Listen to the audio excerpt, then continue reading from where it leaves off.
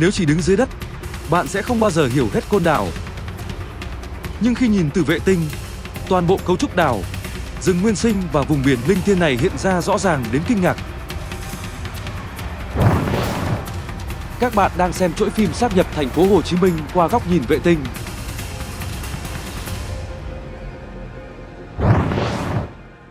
Và đây là Côn Đảo. Hành trình thú vị tiếp theo đang chờ đón bạn. Giữa trùng khơi Biển Đông, có một hòn đảo từng được gọi là chốn linh thiêng của dân tộc Việt Nam.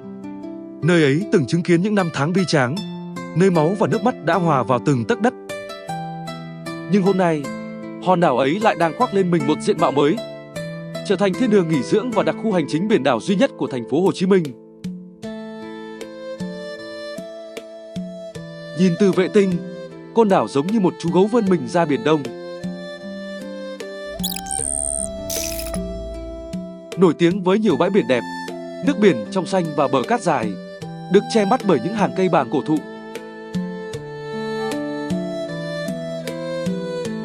Côn Đảo còn là vườn quốc gia với rừng nguyên sinh và thảm động thực vật phong phú và đa dạng. Với nhiều loài cá đủ màu bơi tung tăng bên những rạn san hô nhiều tầng và đầy màu sắc.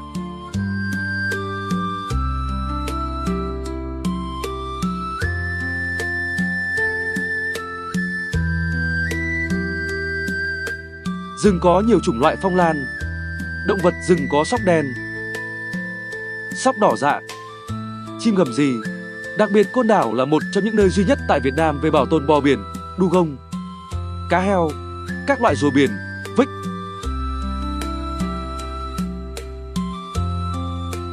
Tổng quan về Côn Đảo.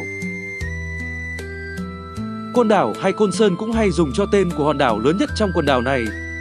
Sách sử Việt Nam trước thế kỷ 20 thường gọi đảo Côn Sơn là đảo Côn Lôn. Trong một thời gian ngắn, 1974 đến 1975, Côn Đảo còn có tên gọi hành chính là thị xã Phú Hải. Năm 1977, Quốc hội Việt Nam quyết định tên gọi chính thức là Côn Đảo. Tên gọi này được sử dụng cho đến tận ngày nay.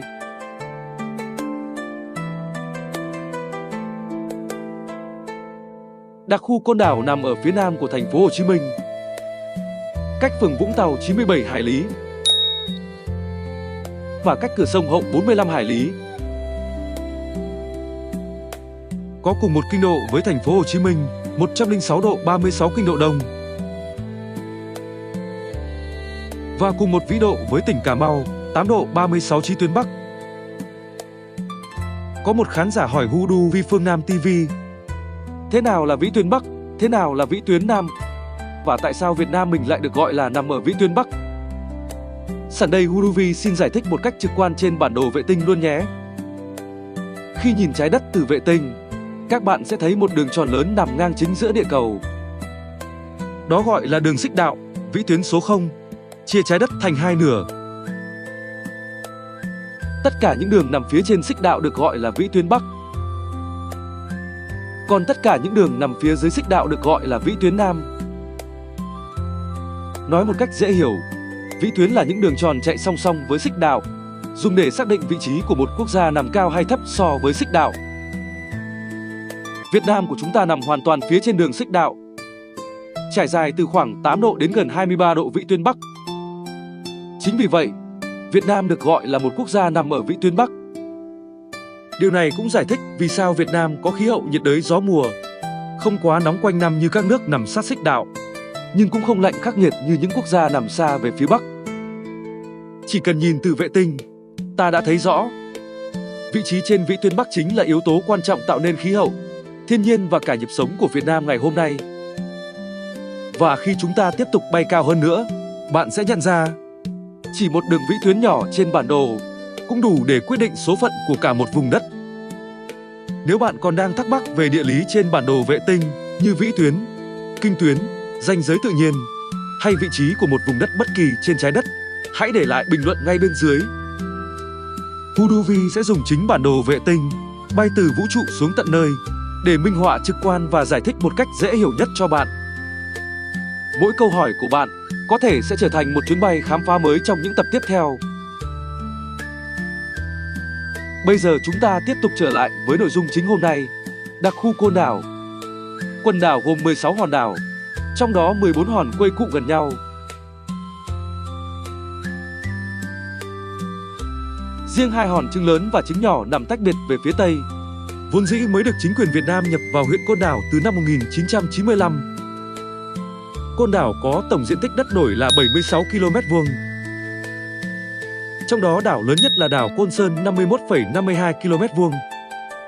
Đảo này có địa hình đồi núi, ưu thế bởi các dãy đá granite chạy từ phía tây nam đến đông bắc, che chở cho các vùng vịnh của đảo cả về hai phía khỏi những luồng gió mạnh. Điểm cao nhất của quần đảo là đỉnh núi Thánh Giá trên đảo Côn Sơn, cao 577 m. Côn Đảo từng được biết đến là nơi giam giữ và lưu đày tù nhân lớn nhất Đông Dương trước năm 1975. Ngày nay, Côn Đảo là điểm du lịch nghỉ dưỡng và tham quan với các bãi tắm và khu bảo tồn thiên nhiên Vườn Quốc gia Côn Đảo. Vườn Quốc gia Côn Đảo được thành lập từ năm 1993 trên cơ sở chuyển từ khu rừng cấm Côn Đảo với diện tích 6.000 ha trên cạn và 14.000 ha vùng nước. Bao trùm 14 hòn đảo, không bao gồm hòn trứng lớn và hòn trứng nhỏ. Về thực vật, người ta thống kê được 882 loài thực vật rừng bậc cao, thuộc 562 chi, 161 họ. Trong đó có 371 loài thân gỗ, 30 loài phong lan, 103 loài dây leo, 202 loài thảo mộc. Về động vật rừng, hiện đã biết 144 loài, bao gồm 28 loài thú, 69 loài chim, 39 loài bò sát. Côn Đảo có loài thạch sùng Côn Đảo đặc hữu. Vùng biển của vườn quốc gia sở hữu 1.383 loài sinh vật biển. Trong đó có 127 loài rong biển, 11 loài cỏ biển, 157 loài thực vật phù du, 115 loài động vật phù du, 202 loài cá, 8 loài thú và bò sát biển. Các rạn san hô nơi đây do 219 loài hợp thành. Độ phủ trung bình là 42,6%.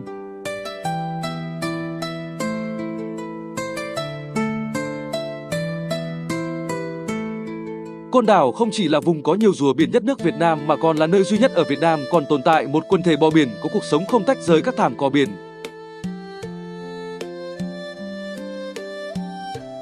Côn Đảo là một trong 21 khu du lịch quốc gia của Việt Nam. Nơi đây được nhiều du khách đánh giá là thiên đường của nghỉ dưỡng và khám phá thiên nhiên, rừng và biển. Côn Đảo được xem là hòn đảo du lịch với những bãi tắm hoang sơ tuyệt đẹp, làn nước trong xanh mát lạnh, bãi cát dài phẳng vịnh. Không khí trên đảo thật trong lành, được ví như thiên đường nghỉ dưỡng. Sở hữu rừng nguyên sinh và biển được bảo tồn đa dạng sinh học, Côn Đảo không chỉ là nơi nghiên cứu của các nhà khoa học mà còn là nơi để du khách đến du lịch khám phá, với các chương trình du lịch sinh thái.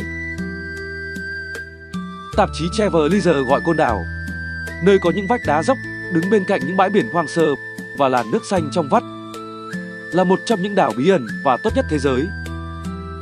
Tương tự, Lonely Planet cũng xếp Côn Đảo vào danh sách những đảo bí ẩn và tốt nhất thế giới, đồng thời ca ngợi Côn Đảo là thiên đường thiên nhiên với những cánh rừng rậm rạp, làn nước màu ngọc bích, những bãi cát trắng và là ngôi nhà của bò biển, cá heo, rùa biển và những rạn san hô ngoạn mục.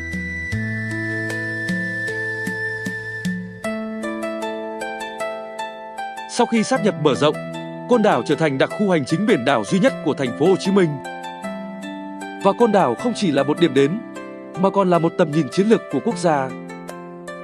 Hệ thống resort, khách sạn cao cấp đang được quy hoạch, song song với bảo tồn thiên nhiên, hướng tới phát triển du lịch bền vững, giữ nguyên vẻ hoang sơ, không đánh đổi môi trường lấy lợi ích ngắn hạn. Trong tương lai, Côn Đảo sẽ là nơi du khách vừa có thể nghỉ dưỡng sang trọng, vừa trải nghiệm thiên nhiên nguyên sơ, vừa lắng nghe tiếng vọng của lịch sử. Một hành trình trọn vẹn, từ linh thiêng đến thiên đường. Trong hành trình kế tiếp, Huduvi sẽ đưa bạn đi sâu hơn vào hòn đảo linh thiêng nhưng cũng cực kỳ xinh đẹp này. Và điều gì sẽ chờ đón trong chuyến bay phía trước? Hãy đăng ký kênh để không bỏ lỡ những điều thú vị đang ẩn giấu. Còn bây giờ thì Huduvi xin chào tạm biệt để quay về với vũ trụ bao la, chuẩn bị cho hành trình mới.